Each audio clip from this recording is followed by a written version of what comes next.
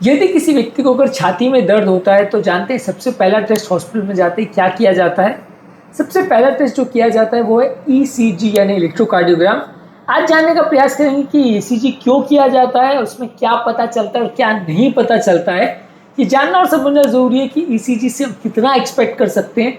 जब किसी व्यक्ति को अगर छाती में दर्द हो रहा है और उसका हॉस्पिटल में अगर ईसीजी किया जाता है तो क्या उसमें मिलती है इन्फॉर्मेशन, क्या नहीं, ये सारी चीज़ों पर आज हम बात करेंगे। टॉपिक पर जाने से पहले जो लोग हमारे चैनल पर नए हैं उन्हें रिक्वेस्ट करूंगा कि चैनल को सब्सक्राइब करें। हमारे चैनल का पर्पज़ है हेल्थ एजुकेशन के द्वारा लोग को हेल्दी बनाना। यदि आपको कंटेंट यूजफुल लगे तो फ्रेंड्स फैमिली के साथ इसे शेयर भी करें, क्योंकि किसी जिंदगी बचाने और बदलने के लिए उपयोगी कंटेंट हो सकता है। टॉपिक के दौरान कुछ इंटरेस्टिंग साइंटिफिक फैक्ट्स, कुछ प्रैक्टिकल यूटिलिटी की बातें, कुछ साइंटिफिक स्टडीज के बारे में आपको बताऊंगा जो आपको ज्ञान भी देंगे और हैरान भी करेंगे। और यदि आप हमारे साथ एंड तक बने रहते तो इस मामले में हमारा ओपिनियन और वर्डिट क्या है और हमारे ओपीडी की कुछ किस्से कहानियां भी आपको बताऊंगा, इसलिए बने रहे हमारे साथ एंड तक। चलिए शुरू करते हैं हमारे साथ ये हेल्थ का सफर। क्या आपको पता है ईसीजी की क्या इंपॉर्टेंस होती है प्रैक्टिकली? कमेंट सेक्शन में लिख कर हमें बताएं। ईसीजी अगर किसी व्यक्ति को अगर छाती में दर्द होता है तो सबसे पहले टेस्ट इसलिए किया जाता है क्योंकि सबसे इजीली अवेलेबल होता है। बहुत सारे छोटी छोटी क्लिनिक्स में भी अवेलेबल होता है, ज़्यादातर बड़े हॉस्पिटल में तो सभी जगह होता है, छोटी छोटी क्लिनिक्स पे भी अवेलेबल। इसको करना मुश्किल नहीं क्योंकि काफ़ी कॉस्टली डिवाइस नहीं, इजीली किया जा सकता है, बहुत ज़्यादा टेक्नीशियन या स्टाफ नहीं लगता है। अगर किसी व्यक्ति को बड़ा हार्ट अटैक है और चेस्ट पेन अगर चालू है तो डेफिनेटली ईसीजी आपकी मदद काफ़ी कर सकता है डिटेक्ट करने के लिए कि उसको हार्ट अटैक है या नहीं। ऑनगोइंग हार्ट अटैक और उसके रिलेटेड सिम्टम्स को डिटेक्ट करने में ईसीजी की काफ़ी ज़्यादा उपयोगिता होती है। और ईसीजी काफ़ी केसेस में हार्ट अटैक को पिकअप भी कर लेता है, लेकिन कई बार माइनर हार्ट अटैक्स या अगर छोटी नलियों के हार्ट अटैक हो या पीछे की नलियों के हार्ट अटैक्स हो तो कई बार वो ईसीजी में मिस भी हो सकते हैं। ईसीजी ऐसे केस में नॉर्मल भी आ सकता है, तो 100% हार्ट अटैक ईसीजी में पिकअप हो ऐसा ज़रूरी नहीं है। इसके अलावा एक और चीज़ समझने की ज़रूरत है कि नलियों के ब्लॉकेजेस ईसीजी में पिकअप नहीं होते। ये काफ़ी बड़ा मिसकंसेप्शन है। लोगों को ऐसा लगता है कि मेरा ईसीजी नॉर्मल है मतलब मेरे को ब्लॉकेज नहीं हो सकता, मैंने 10-15 दिन पहले ईसीजी कराया था, अभी मेरे को हार्ट अटैक कैसे आ सकता है। तो डेफिनेटली आपको समझने की ज़रूरत है कि ईसीजी सिर्फ हार्ट अटैक और उससे रिलेटेड चेंजेस को पिकअप करता है, पर नलियों में भले 80-90% या कोई भी ब्लॉकेज हो, जब तक वो हार्ट के टिश्यू को डैमेज नहीं करता, हार्ट के चेम्बर्स को बड़ा नहीं करता या हार्ट की रिदम प्रॉब्लम्स नहीं करता, तब तक ईसीजी पूरी तरह से नॉर्मल ही आएगा। और वैसे केस में आप नॉर्मल ईसीजी से अगर ये मान लेते हो कि कोई ब्लॉकेज नहीं है तो आप पूरी तरह से गलत हो सकते हो। तो डेफिनेटली ईसीजी ब्लॉकेजेस को पिकअप नहीं करता, ये जानना और समझना ज़रूरी है। इसके अलावा अगर किसी व्यक्ति को डेंजरस छाती का दर्द है या नॉन डेंजरस छाती का दर्द है, उसको हॉस्पिटल एडमिशन की ज़रूरत है या नहीं, कितनी अर्जेंसी के साथ उसको ट्रीटमेंट करना है और ऐसे पेशेंट को कितना अग्रेसिवली आपको आईसीयू में रखना है, कितने अग्रेसिवली उसके लिए फॉलोअप करना है, ये सारी चीज़ें काफ़ी हद तक ईसीजी में पता चल जाती है। तो अगर छाती का दर्द लेके पेशेंट आता है तो ईसीजी पेशेंट का ट्रायज करने में और उसको कितना जल्दी ट्रीटमेंट करना है उसमें काफ़ी मदद करता है। इसके अलावा कई बार छाती में दर्द में कई बार लोग को धड़कन की प्रॉब्लम भी होती है, इसको भी पिकअप करने में ईसीजी काफ़ी मदद करता है। इनफैक्ट धड़कन की प्रॉब्लम्स और रिदम रिलेटेड कोई भी इश्यूज को पिकअप करने में ईसीजी सबसे सेंसिटिव और सबसे अच्छा टूल माना जाता है। तो अगर किसी को चेस्ट पेन के साथ रिदम प्रॉब्लम्स भी है तो ईसीजी उसमें काफ़ी उपयोगी होता है। इसके अलावा ये रूल इन करने में मदद करता है, रूल आउट करने में मदद नहीं करता। यानी कि नलियों का ब्लॉकेज है, अगर इसने बोल दिया तो उसमें उसकी प्रेडिक्टिव वैल्यू ज़्यादा है, पर इसने अगर रिपोर्ट नॉर्मल दिया तो वैसे व्यक्ति को कोई ब्लॉकेज नहीं है ऐसा कहना मुश्किल है। यानी इसकी पॉजिटिव प्रेडिक्टिव वैल्यू अच्छी खासी है, नेगेटिव प्रेडिक्टिव वैल्यू कम है। इसने हार्ट अटैक बोला तो उसकी वैल्यू काफ़ी ज़्यादा है, पर नॉर्मल है बोला तो वो व्यक्ति को सब कुछ अच्छा है वैसा नहीं बोला जा सकता। इसका मतलब पॉजिटिव प्रेडिक्टिव वैल्यू अच्छी है, नेगेटिव प्रेडिक्टिव वैल्यू कम है ईसीजी की। इसके अलावा इमीडिएट ट्रीटमेंट लेने में कि पेशेंट को एंजियोप्लास्टी करनी है, कि इंजेक्शन देना है, कि आईसीयू में एडमिशन करना है, कि घर भेजना है, वो डिसीजन मेकिंग में काफ़ी कई मदद करता है ईसीजी और बहुत इजीली हो जाता है। इसलिए कई बार सबसे इंपॉर्टेंट डिसीजन मेकिंग टूल की तरह से इसे यूज़ किया जाता है।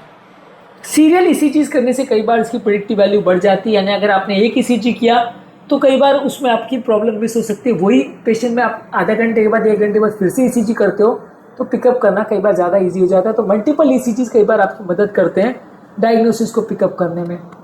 इसके अलावा ईसीजी अपने आप में सेफ, पेनलेस और रिस्क फ्री टूल है। इसमें कोई रेडिएशन नहीं होते, कोई इलेक्ट्रिसिटी नहीं लगती, कोई नीडल्स नहीं डाले जाते। तो इवन छोटे बच्चों के लिए, उम्रदराज लोगों के लिए और प्रेग्नेंट लोगों के लिए भी किया जा सकता है। इसमें कोई रिस्क और इश्यूज नहीं होते। तो हर एज ग्रुप के पेशेंट में और हर रिस्क प्रोफाइल के पेशेंट में किया जा सकता है। हार्ट अटैक का या चेस्ट पेन लेके कोई छोटा बच्चा आए या कोई उम्रदराज पेशेंट आए, हर एज ग्रुप में भी इसे किया जा सकता है।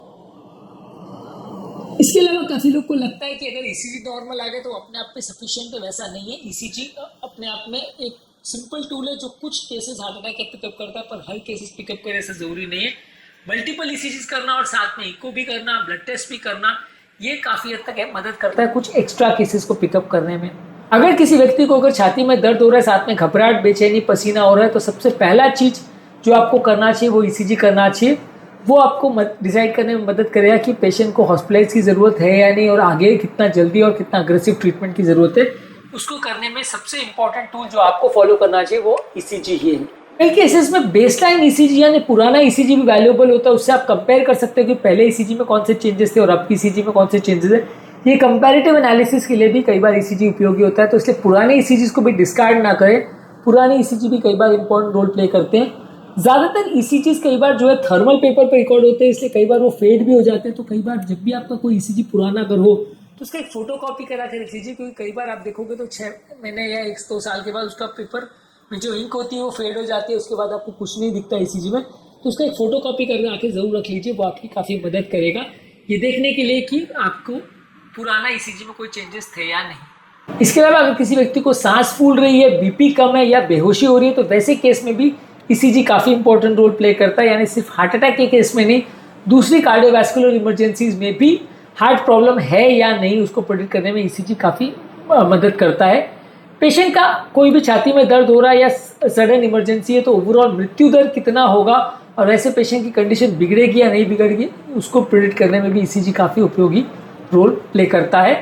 Journal of American college of cardiology के एक आर्टिकल में बताया गया था कि हार्ट अटैक के पेशेंट में ऑलमोस्ट 50% केसेस में ऐसा हो सकता है कि ईसीजी कई बार श्योर शॉट आपको डायग्नोसिस ना दे पाए, इसलिए मल्टीपल ईसीजीज हर 10 मिनट के अंतराल पे करना चाहिए।